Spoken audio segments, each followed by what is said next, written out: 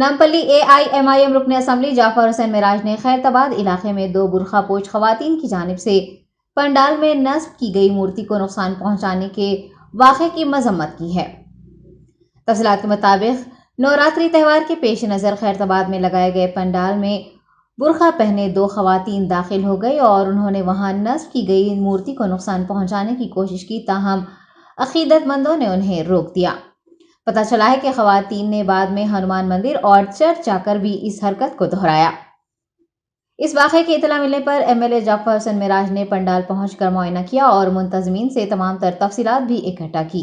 बाद अज़ां वो Saifabad police station से रुजू हुए और पुलिस हुकाम से इस सिलसिले में तफसीलात हासिल करते हुए उन्हें मुनासिब कार्रवाई करने को कहा। मीडिया के नुमाइंदों से बात करते हुए जाफर हुसैन मिराज ने इस हरकत पर अफसोस का इजहार किया है और बताया कि दोनों खवातीन को पुलिस के हवाले कर दिया गया है। पुलिस इस सिलसिले में छानबीन कर रही है।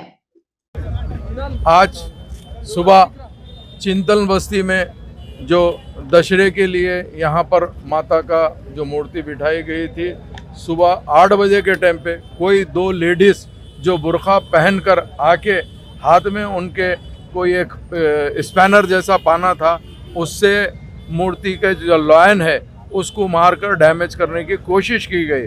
उसके ऊपर यहाँ पर जो लोकल डेवोटीज थे उन लोग ने यहाँ पर उसको रोका। रोकने के बाद वो जो दो लेडीज़ यहाँ से तेज तेज सीधा AC गार्ड चर्च में गए। चर्च में जाके वहाँ पे भी सेम स्टाइल से हरकत करने को गए।